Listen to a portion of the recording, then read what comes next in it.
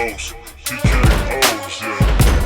Bows, TKOs, we got bows, TKOs, yeah. Bows, TKOs, we got bows, TKOs, yeah. Bows, TKOs. Bows and TKOs. We are live, episode 109, coming at you from the valley on this beautiful Thursday evening. I'm melting out here in the desert, but I'm your host, Shane Gillette, for this weekly MMA podcast, streaming anywhere you listen to your podcasts, with videos on YouTube. And we have a solid show today. Some fun fights that have been announced. We are recapping episode 10 of The Ultimate Fighter as we near the finale. We have UFC BJJ this afternoon and previewing the first setup of the PFL Championships welterweights and featherweights. Recapping UFC Fight Night Abu Dhabi and previewing this weekend's Apex card. Wah, wah, back to the Apex, back-to-back weeks, but we'll break down the juice. So let's talk about some fights that have been announced. We have Yarosh Medic taking on Gilbert Urbina August 9th in a solid scrap. Then with all the all the last-minute changes, we'll say, I can't say the word I was looking for. We have Odi Osborne in against Steve Erceg for next weekend's main event on August 9th. And then we have Amir Albazi, obviously out of the main event. So they had swapped Hung Sung Park, who was booked against Steve Erceg, for the short notice main event this Saturday. And we'll talk about it later, but actually might be more interested in that fight than the other ones that were previously booked. A big banger added to UFC 319. After UFC 318, they said co-main to be determined. We get Lerone Murphy, Aaron Pico, and a fantastic co-main at UFC Chicago. On September 6th, we got Benoit Saint-Denis taking on Mauricio Ruffy. That will be happening in Paris. That's a certified banger. Speaking of bangers, we got Carlos Olberg and Dominic Reyes, September 27th in Perth, Australia. UFC 320 gets an addition of Farid Basharat and Chris Gutierrez. That's a good fight. October 11th, we get Julia Pilastri and Karolina Kowalkiewicz. And then announced this afternoon, the UFC did not re-sign Martin Buday, 7-1 heavyweight coming off a big win. And his contract was up. They did not want to re-sign him. So tough life in the heavyweights. Alexander Romanov, Martin Buday, both going through the same treatment in a division that has no bodies. So I'm a little interested about that. They must be making too much money. But on Tuesday, we had episode 10. We got to see Chael Sonnen's team going to see Chris Angel thanks to Colby Covington's plug. The fighters really enjoyed that because it was Team DC versus DC in the semifinals. It was a pretty boring fight as Rodrigo Cenzonado booked his ticket to the finale while wrestling a solid wrestler in Jeff Creighton and controlling him the entire fight. Why they ended up doing 3 rounds, I thought Rodrigo won both of them. Kind of blows my mind. But I will say after the first round, Jeff had some chances. Rodrigo was tired.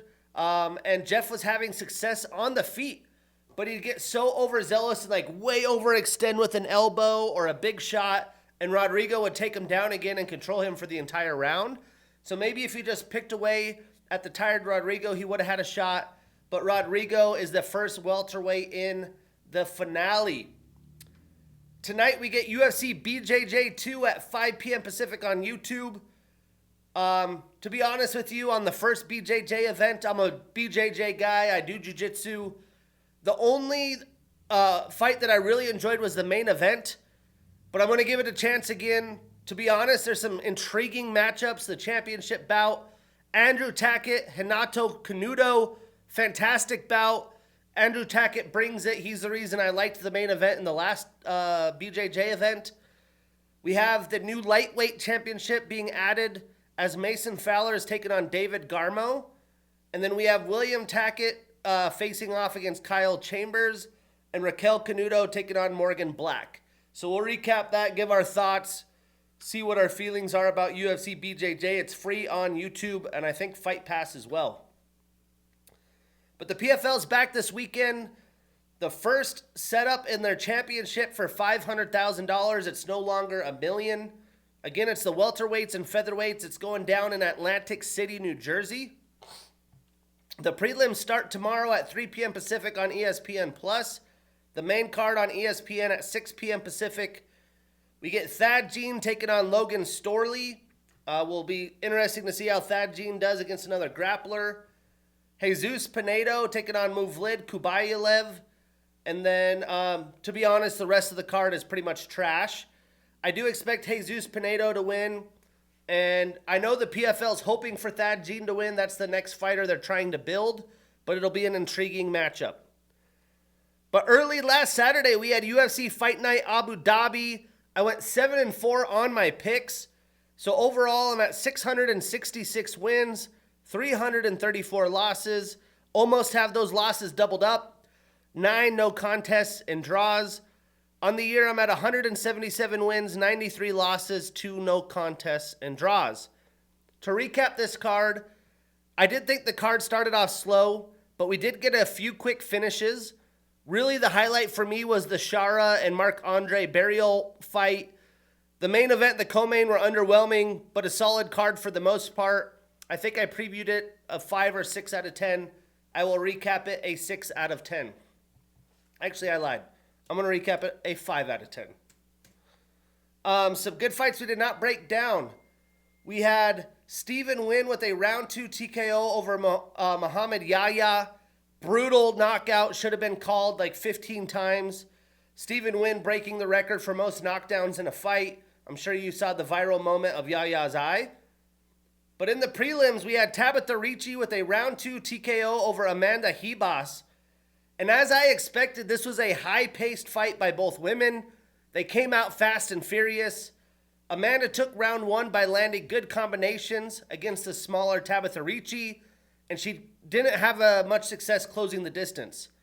But once she got Ribas later in the round backed up against the cage, she failed on some takedown attempts. And while in the clinch, Amanda had a beautiful judo toss, but Ricci was down, and she did end up on top. Both girls black belts in jiu-jitsu and judo, but Amanda getting the better of that exchange. So round 2, you're like, okay, Tabatha's going to have to grapple. If not, she'll probably get picked apart by Amanda on the feet. Well, round 2, Tabatha went right back into getting Amanda clinched up against the cage. But this time when she had Amanda up against the cage, forward facing, Amanda was on her side. She was launching nasty elbows with their right elbow. And it was what her coaches were calling out at the break. And she landed one that landed right on the eye. Amanda fell down to her knees, and Ricci went for the finish. Clearly, Amanda did not like that shot. But this is the biggest win of Ricci's career. Her first win via TKO. Definitely a brutal loss for Amanda. I'm not sure her game plan and if she's going to want to fight back and forth at flyweight and strawweight. But a brutal loss for her. And coming to find out this week, she already had like eye surgery with some sort of surgery here. It had been causing her headaches and migraines and stuff. So now they're getting another surgery, putting a titanium plate there. So I guess it's kind of a good thing for her. But it'll be a while until we see Ribas back in the octagon. And it was kind of weird because Tabatha doesn't really land big strikes. She just kind of crumpled down. It was a good elbow, but definitely didn't know about the pre-existing surgery there. But statistically, Amanda landed 77 total strikes, 30 of them significant. She had 1 takedown in 3 attempts. And Tabatha landed 82 total strikes, 34 of them significant. She was 1 for 4 in takedowns with 4 minutes and 11 seconds of control time. So Tabatha starts a new winning streak. She moves to 5-2 since 2023. She's one of the more active fighters in women's MMA. And she moves up 3 spots in the rankings to number 7. Now a top 10 fighter. And Amanda extends that losing streak to 3. She is 2-4 since 2023 and drops 3 spots down to number 10. So what's next for these ladies? Well, I'd like to see the rematch of Jillian Robertson and Tabatha Ricci. I think the timing is perfect. And for Amanda, how about another strawweight fight against the veteran Tisha Pennington? I think that would be a lot of fun. Amanda Ribas and the Tiny Tornado. Moving on, a fight I got wrong. We had Davey Grant with a unanimous decision over Damon Blackshear. And man, was this ugly for Damon. I mean, Blackshear did make light work of getting Davey down in round 1. That's what I expected. But he didn't get to do a lot with it until he had hooks in very late in the round with like about 30 seconds left. Took Davey's back, tried to get in a rear naked choke. Nothing happened before the bell. But it did seem like Blackshear would get him down and potentially get a finish in round 2. But that was not the case. He only had one takedown attempt in round 2.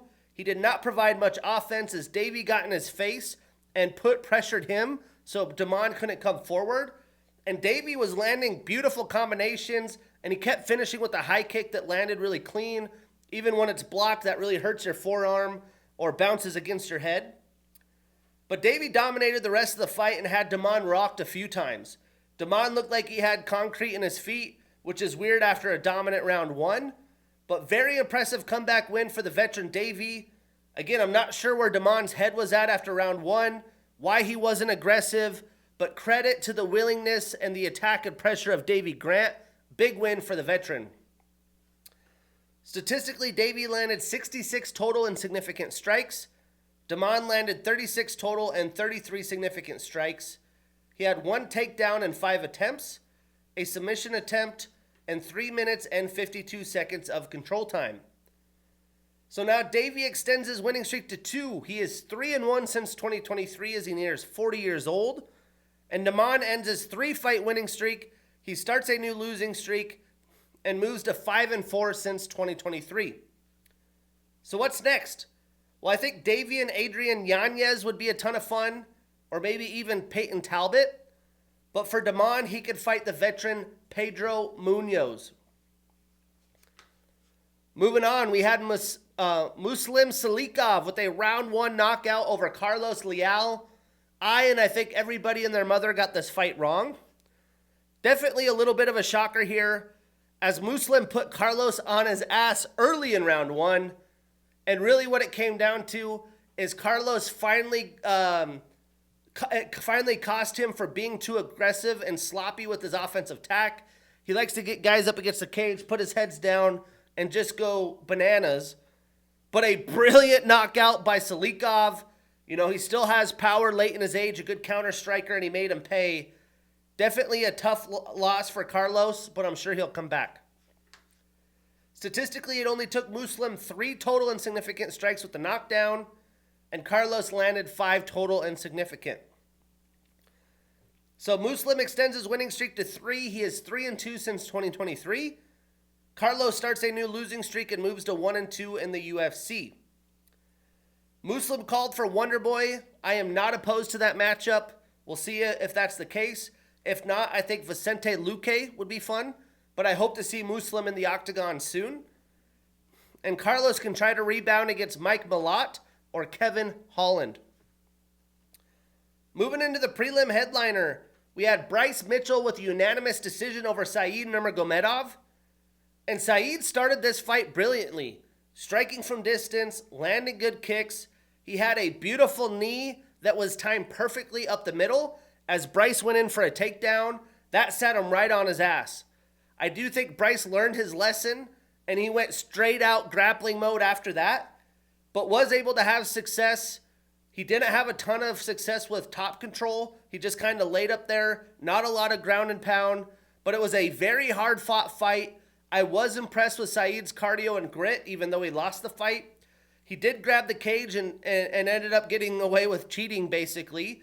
He was grabbing the cage with his feet and his toes. The ref never knocked a point from him.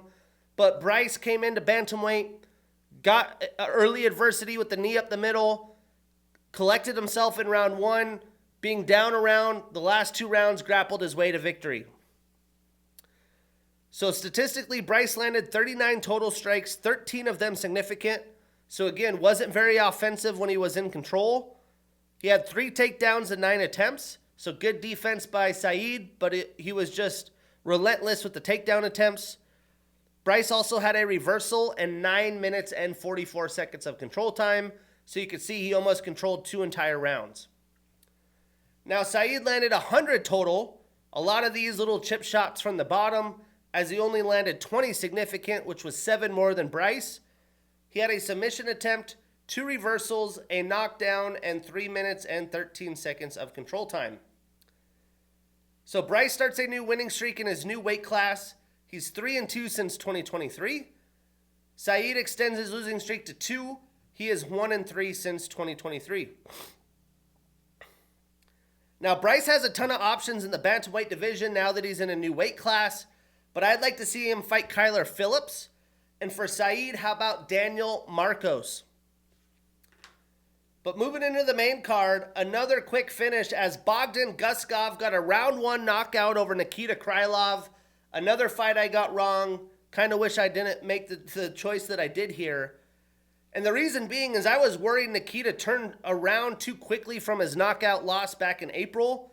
Pretty vicious knockout. I do think that played a major part here. But credit to Bogdan. He was patient, and he was just waiting for Nikita to come forward. And as Nikita came forward, he lived off that pressure to counter him. And Nikita definitely coming in a little over-aggressive like he did against Dominic Reyes. And Bogdan landed a massive shot that got the job done. Massive win for Bogdan, biggest of his UFC career. Nikita's going to definitely have to take some time off after back-to-back first-round finishes. Statistically, Nikita landed 16 total and significant strikes. Bogdan landed 28 total, 23 of them significant with a knockdown. So Bogdan extends his winning streak to 4. He is 4-1 in the UFC. He moves up 3 spots in the rankings to number 10. And Nikita extends his losing streak to 2. He is 3-3 since 2022 and drops 2 spots in the rankings to number 12. So what's next for these light heavyweights? How about Bogdan Guskov and Jamal Hill? That's an absolute banger. And for Nikita, again, I think it's going to be a while. So maybe the winner of Johnny Walker and Zhang Mingyang. Moving on to the flyweights. We had Asu Almabayev with unanimous decision over Jose Ochoa. And as we know, Asu has some serious grappling ability, and he took advantage to get a win. But man, Jose is very difficult to keep down. He has one hell of a gas tank and is very skilled everywhere. He made Asu work for it through the entire fight. He landed big shots and knees of his own that rocked Asu a few times. I do think Jose won round 1 with his striking. He even got a takedown of his own with some submission attempts. But Asu came out desperate in round 2. He had 5 takedown attempts in each of round 2 and round 3. You know, as flyweights typically do, this fight had an insanely high pace, and it was fun to watch. But Jose, at only 24 years old, definitely has a bright future. I don't think he lost any stock in this fight. Statistically, Asu landed 55 total strikes, 22 of them significant. He was 7-16 of takedown attempts, 2 submission attempts, and 9 minutes and 26 seconds of control time. Now, Jose landed 118 total, so almost tripled, well, a little over doubled, but only 26 of them significant, so 4 more significant. He had a takedown, 2 submission attempts, and 56 seconds of control time. So Asu starts a new winning streak. He is 5-1 in the UFC, and Jose starts a new losing streak. He moves to 1-2 since 2023. But what's next? I would love to see Asu and Tagir Ulanbekov square off. And for Jose, he could fight with the veteran Bruno Silva. That would be a ton of fun. Moving on, in the fight of the night, we had Shara Magomedov with a unanimous decision over Marc-Andre Barriault. 50 G's for the gents. And what a badass fight this was. Shara had success with his kicks and striking from distance, but Power Bar was game. He would close distance, get Shara in the clinch, try to dirty box him and mix in grappling as he should. But Shara took round 1 due to his volume, and he landed a pretty nice cut on the top of Barriault's head that was pretty bloody. Round 2, Mark was able to get a takedown, but when Shara got back up, he landed a beautiful right hook, just perfectly square on the nose, and I'm pretty sure it broke Shara's nose because he was super bloodied up, didn't look like he could breathe. I mean, the fight turned into an absolute dogfight. I do believe Marc took round 2. So going into a winner-takes-all round 3, Marc was definitely slowing down, and Shara was able to put off too much volume. He ended up having Marc rocked at the end of the round and was very close to a finish. Shara is definitely getting better and better each and every fight. He is showcasing that he's durable. He's got the dog in him. But a great showcase by both men. This was a bloody war, and they put on and really stole the show in Abu Dhabi. And obviously, Shara is a fan favorite there. But Shara landed 77 total strikes, 30 of them significant. He had 1 takedown in 3 attempts and 57 seconds of control time. And Marc landed 82 total strikes, so 5 more, 34 significant, 4 more. He had 1 takedown in 4 attempts and 4 minutes and 30 seconds of control time. So Shara starts a new winning streak. He moves to 5-1 in the UFC. Marc starts a new losing streak. He is 3-4 since 2023. He has been active. But what's next? I would love to see Shara and Cesar Almeida. That'd be a fun striking battle. And for Marc, how about Ryan Loder? Moving on, we had Petr Yan with a unanimous decision over Marcus McGhee. And this was a very much had resemblance of the Sean O'Malley Petr Yan big step up in the bantamweight division. Marcus McGhee trains out of the MMA lab here in Phoenix as well. And that was the question. How good really is Marcus McGhee? Well, Petr Yan was able to dominate this fight with his beautifully crisp boxing and pressure. The fight did start somewhat slow. Marcus had some success in the first round, but from there, Petr was all over him and outclassed him with his striking. It was a beautiful path to victory as Yan looks to get another title shot. I do feel like Marcus was overwhelmed. He needs some more experience, but I do think this fight will make him a better fighter. Statistically, Petr landed 77 total, 30 significant strikes. He had 1 takedown in 3 attempts and 3 minutes and 11 seconds of control time. Marcus landed 82 total strikes, so 5 more, 34 significant, 4 more significant, and he had 1 takedown in 4 attempts. But don't get the stats twisted. This fight was in total control from Petr Yan, where it went, the distance, and everything. And I did expect a little bit more of a competitive fight. But Petr extends his winning streak to 3. He is 3-1 since 2023. He stays at number 3 in the rankings. And Marcus suffers his first loss in the UFC. He ends that 6-fight winning streak. He is now 4-1 in the UFC and moves down 1 spot in the rankings to number 13. Now, I do expect Petr to get the next title shot, and I think Marcus taking on Henry Cejudo in his retirement fight would be great, or maybe the veteran Yoni Barcelos. But that set us up for the main event. We had Reinier de Ridder with a split decision victory over Robert Whittaker, a fight I got wrong. But the first round, Robert did a good job. He defended the takedowns from RDR, but RDR landed some good shots, but the shot that he landed the most was a body knee, and some of them were pretty devastating. You know, he's a lot longer and bigger fighter than Robert. He's pretty big for the weight class in general.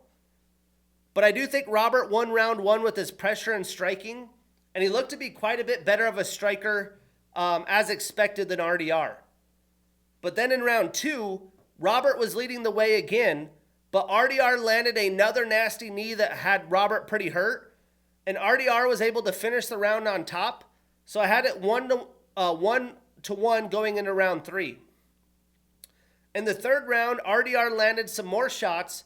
He started to get Robert pretty bloodied as he got aggressive and he had bad defense.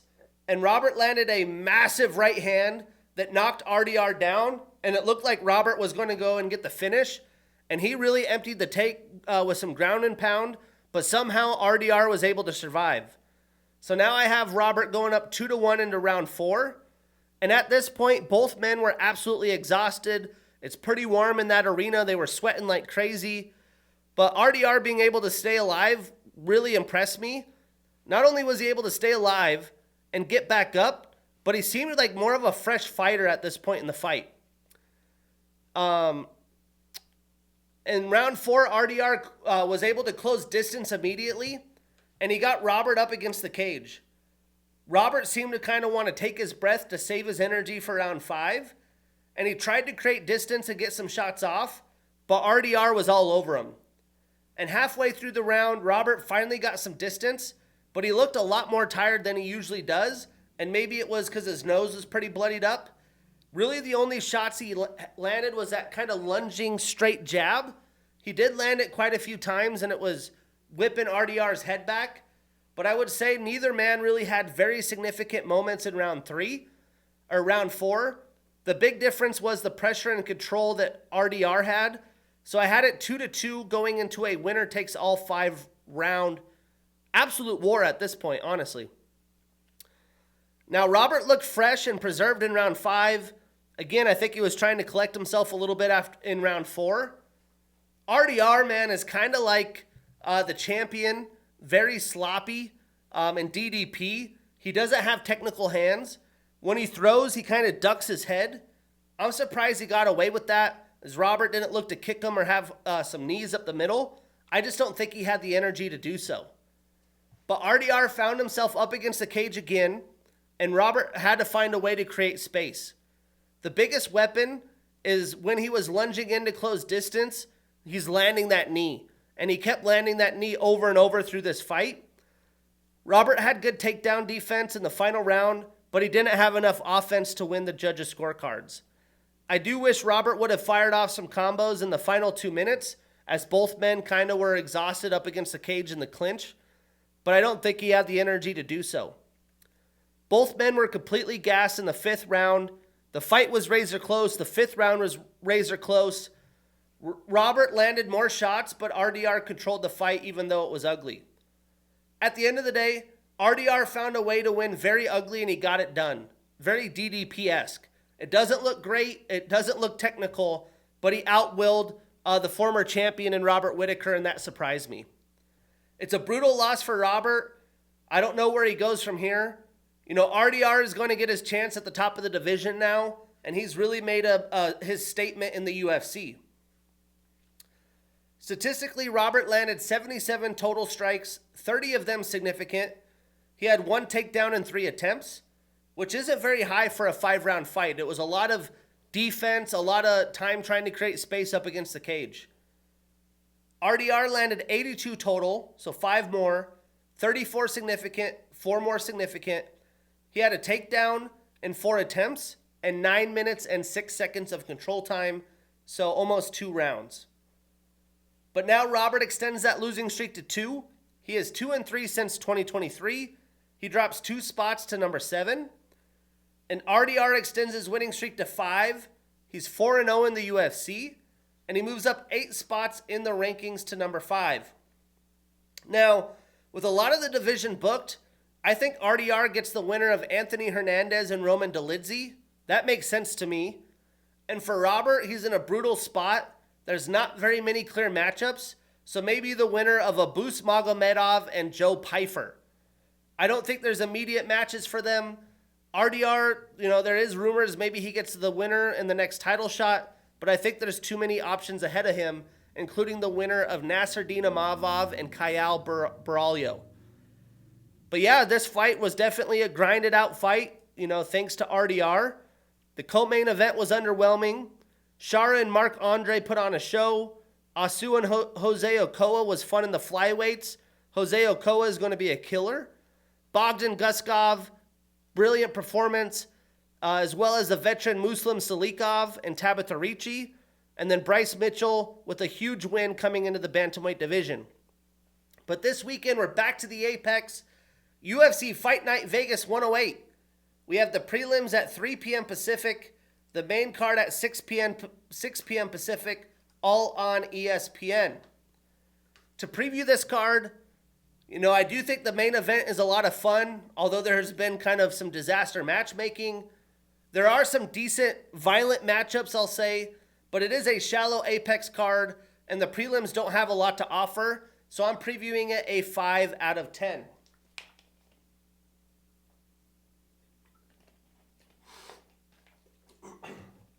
Now, there's quite a few good fights that I am not going to break down that have some intriguing storylines. We have Piera Rodriguez taking on Ketlin Souza. We have Contender Series alum Andre Pulyayev taking on Nick Klein. We have Ultimate Fighter alum Nathan Fletcher taking on Rinya Nakamura. I am pretty big on Nathan Fletcher there as the underdog. We have Danny Silva taking on Contender 7 Kevin Vallejos. I think that will be a fun one. And then 10th ranked Carol Hossa taking on 12th ranked Nora Cornell. But we'll kick this off in the prelims.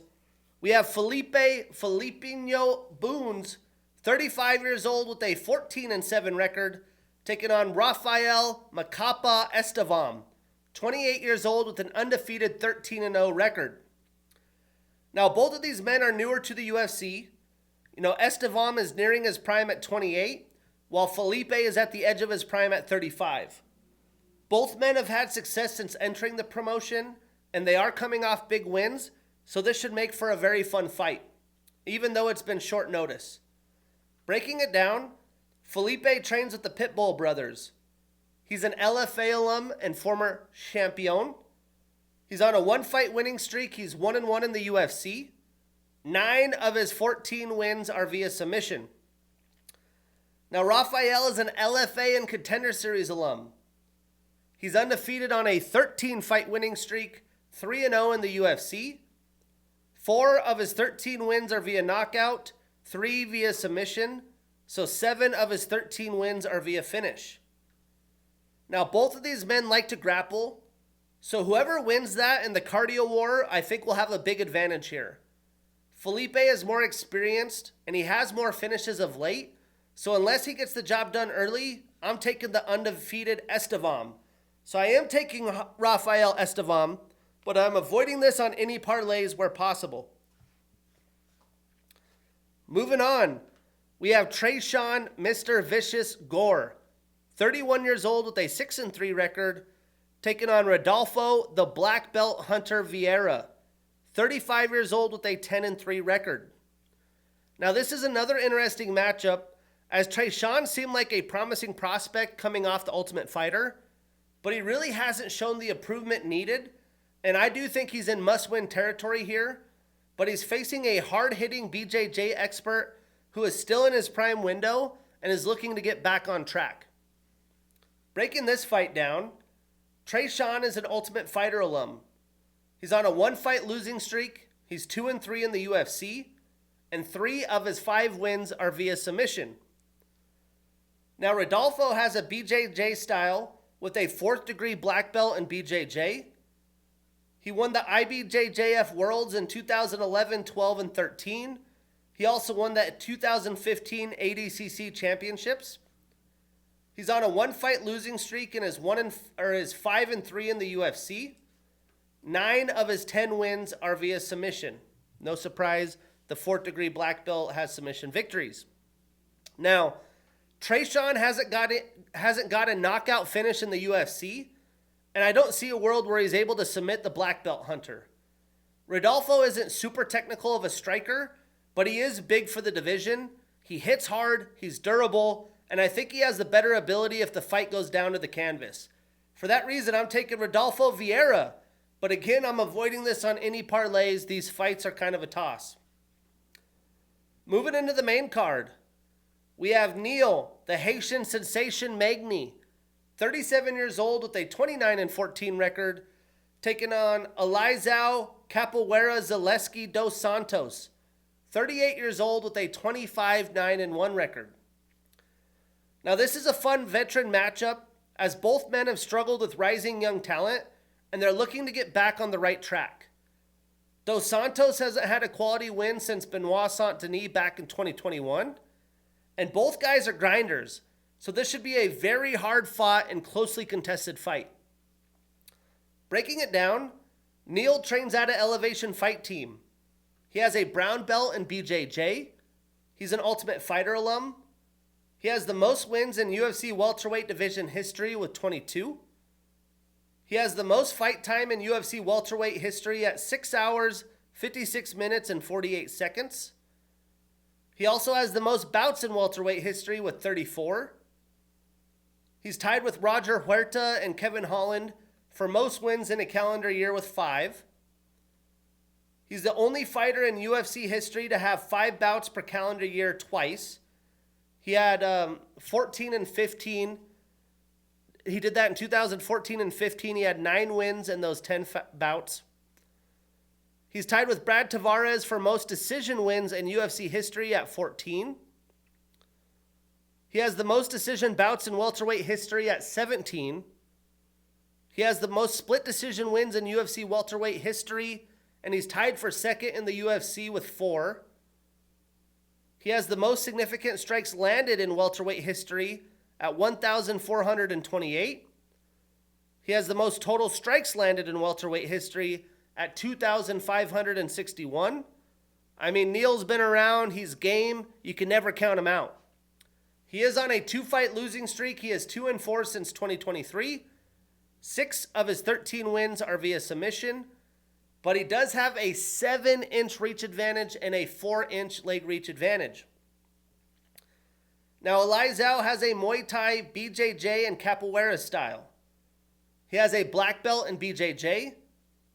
He's a Jungle Fight alum and former champion with 1 successful title defense. He's on a 1-fight losing streak. He's 2-1 since 2023, and 15 of his 25 wins are via knockout. Now, Neal is coming off back-to-back knockout finishes, but they were against very talented and powerful young studs. Elizao still has power in his hands, and he's had to finish himself late last year. But I do expect Neal, per usual, to look to strike from distance and avoid the big, powerful explosions from Dos Santos. We could see Elizao try to mix in some grappling, but McGhee loves to clinch up and grind the energy out of his opponents, much like RDR did against Robert Whittaker. So I do expect Neal to win a close decision or Elizao to get a finish.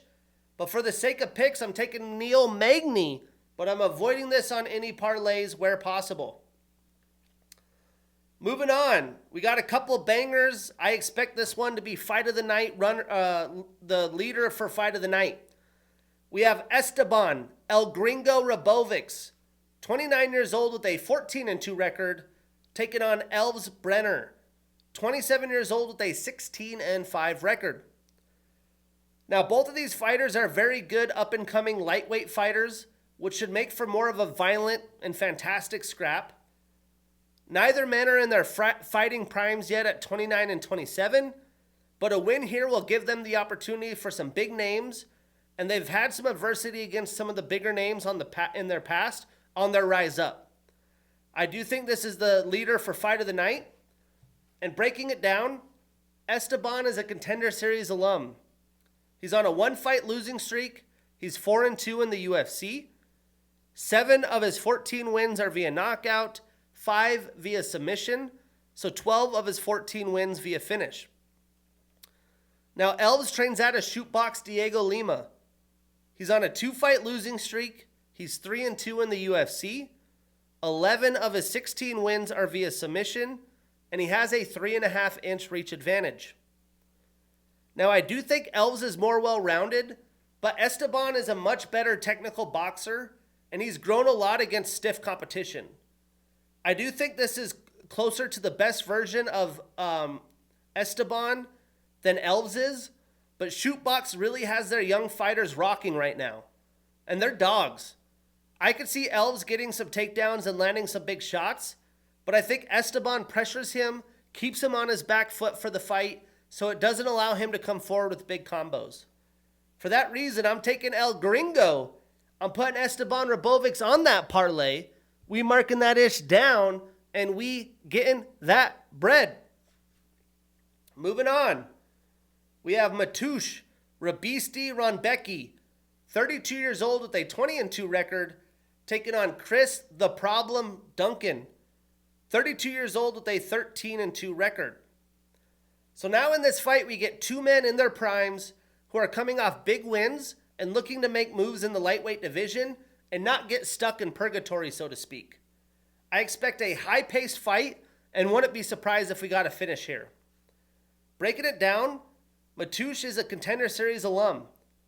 He's on a 1-fight winning streak. He's 5-1 in the UFC. 9 of his 20 wins are via knockout, 7 via submission, So 16 of his 20 wins via finish, and both of his losses are via knockout. Now, Chris trains out of ATT. He's a Bellator Contender Series 2-time and UFL alum and former champion. He's on a 2-fight winning streak. He's also 5-1 in the UFC. 7 of his 13 wins are via knockout. He does have a 5.5 reach advantage and a 4.5-inch leg reach advantage. Now, Chris has really been coming into his own, taking down some very talented young fighters. They have been via guillotine, but he has really improved his striking and is more confident in his fighting style. Now, Mateusz has some really good split decision win against Miktabik Oralbai last year, and he's been a finishing machine in the UFC. I do think that Mateusz is a better striker, but Chris is going to have the length to his advantage, and I do think he's better offensively grappling and has more ways to win this fight. I could see Runbeki being the aggressor and Duncan making him pay for it with counters and grappling, and we may even see a third guillotine in a row. For that reason, I'm taking Chris Duncan, but I'm avoiding this on any parlays. He is also the underdog. The dog's coming to eat. Then a very, very short notice main event. I have no idea how Park's weight cut is, so I'll be interested to see him on the scale. But we get Tatsuro Taira, 25 years old with a 16-1 record and the number 6 next to his name, taking on Hyung Song, the Peace of Mind Park, 29 years old with an undefeated 10-0 record. The excitement here is we're seeing two very young talents that are going to be an absolute brutal beat moving forward for the rest of the weight class. Now, this is going to be a tough short notice change. I don't think a lot changes for Tatsuro, probably more so for Park, as he was going to fill in for against Steve Erceg on short notice next weekend, but this is a much different stylistic opponent for him. One thing is for sure, we are going to see some absolutely beautiful BJJ and grappling in this fight. Breaking it down, Tatsuro has a purple belt in BJJ. 2 of his last 3 fights have been performance of the night or fight of the night. He shows up, he shows out.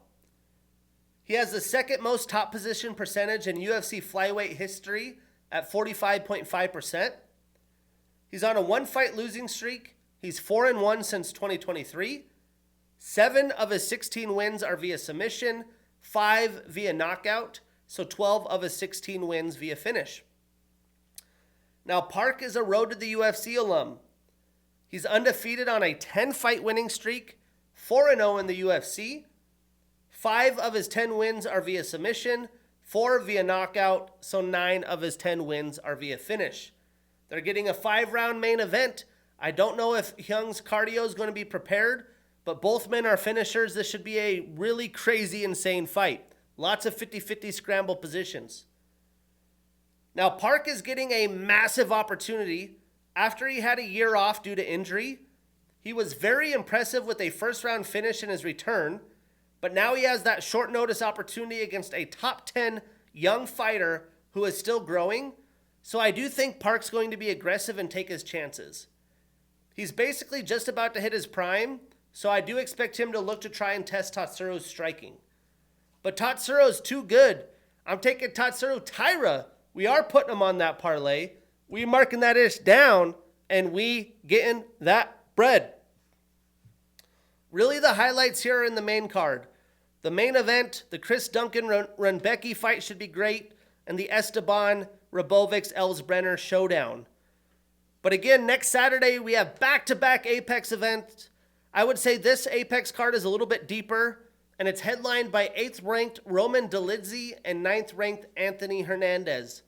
That's episode 109. I'm your host, Shane Gillette. See you next week.